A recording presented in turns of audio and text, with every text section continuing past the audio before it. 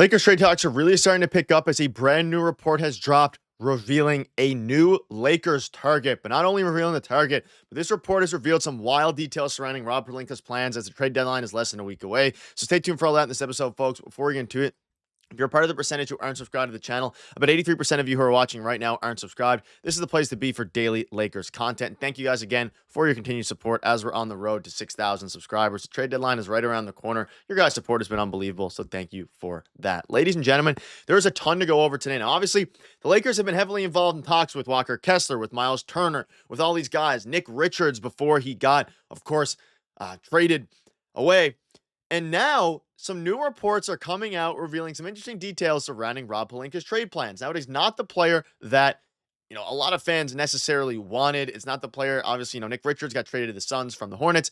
However, this report just dropped and is Sharpe. So the Lakers are interested in Sharpe per New York Post Lewis. The Lakers are keeping an eye on Sharpe after Anthony Davis prodded them to add another big man. Clutch Sports reported that LA wanted Sharpe in the Dorian Finney-Smith trade, but the Nets demanded more picks and compensation, so the Lakers ended up settling for Shake Milton. Nets GM Sean Marks and Los Angeles Rob Pelinka could re-engage before the 6th deadline on Sharpe, who's cheap, still 23 years old, and is a strong rebounder. So a bunch of different things here. We have a bunch of different trades to go over here. And you can see this.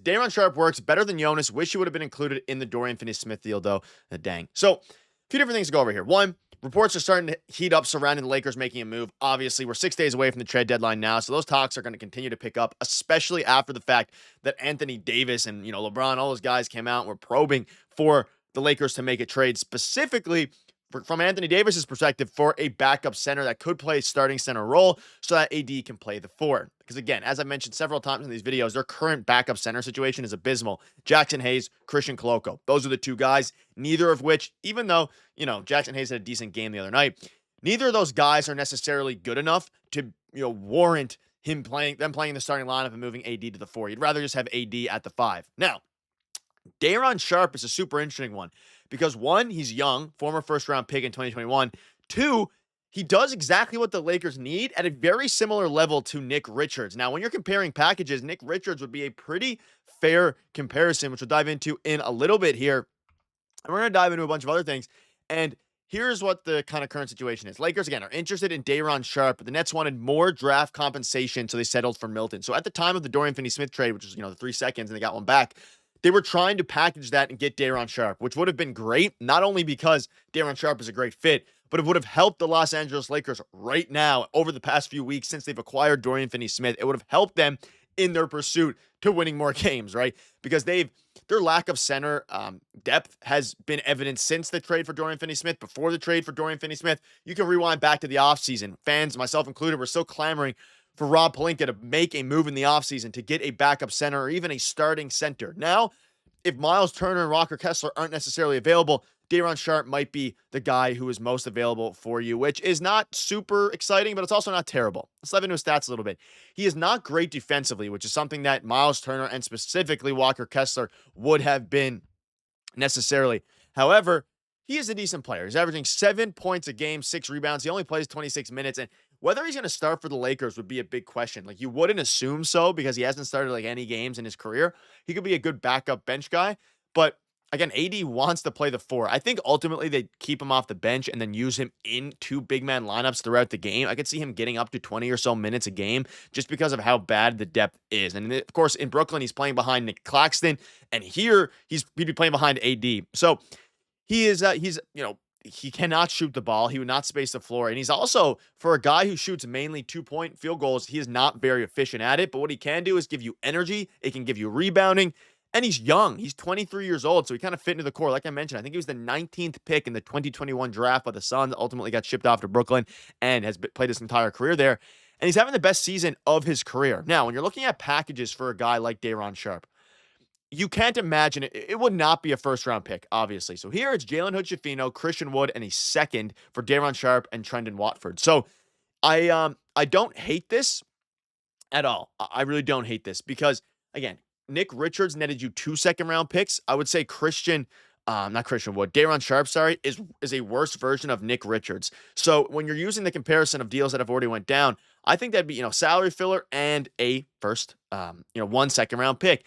And I mean, if you're the Nets, you're getting Jalen Hood-Schifino, a former first-round pick. It's all expiring contracts, right? So Daron Sharpe is an expiring contract pending UFA. You also have Jalen Hood-Schifino, pending UFA, Christian Wood, pending UFA, and Trent Watt. It'd be a rental, right? You're giving up 1 second-round pick, which I like a lot more than the idea of giving up any sort of first-round pick for a center of this caliber. Because the question now is, if Kessler is available or Miles Turner is available, I'd be fine with the Lakers giving up a couple of their first-round picks for them. And when people are talking about these first-round picks, they're talking as if the 2 first-round picks that they'd give up, the 2029 and the 2031, that you'd be mortgaging your future. Let's keep in mind, the Lakers still have some of their other first-round picks. It's just that you can't trade first in back-to-back years. So it's not like they'd be getting rid of their entire future for either of these guys.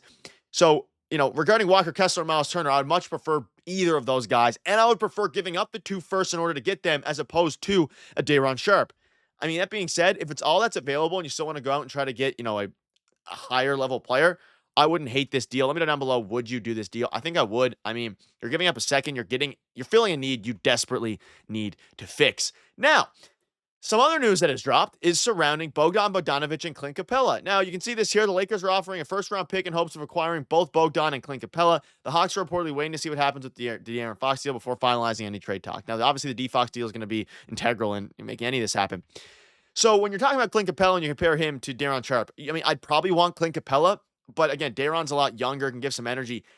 But all that aside, I don't know why the Lakers are even entertaining a first-round pick in exchange for Bogdan and Clint. I mean, I get it in theory, right? You're giving up one of your first, but you're getting a bench scorer, which in theory they need, and you're getting a backup center, which they also need.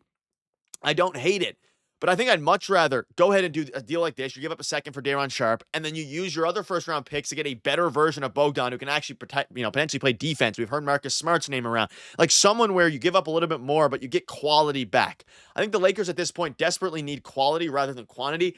And getting Bogdan, yes, it fixes one problem, but it opens up a lot more problems, a bigger can of worms here, because you're getting a great scorer in theory who averaged 17 points a game last year in Bogdan, 10 points a game this year, but you're also hindering your defense a lot more, and this is a team that needs defense at this point. So I hate this idea. You can see some people here. Irwin says Lakers are in talks, Bogdan, Gabe, Filler, and a first-round pick.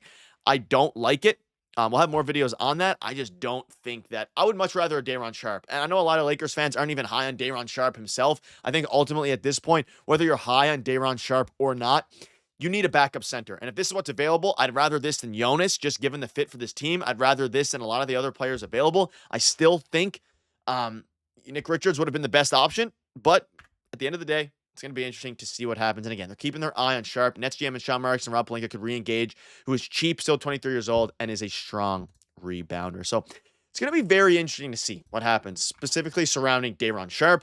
I mean, again, there's a bunch of different things going on right now. And whether you're the Lakers, whether you think, the Lakers are going to go out and get Daron Sharpe, whether you think they're going to go out and get Walker Kessler, whoever it ends up being, they need to make a move. They need to make one fast. And it's going to be interesting to see. Also, Daron Sharpe is a restricted free agent after next year, not a UFA. Obviously, I mentioned the other 2 guys are, but Daron Sharpe is a restricted free agent. So if you want to keep him, you can match any contract, which is something that's very interesting as well.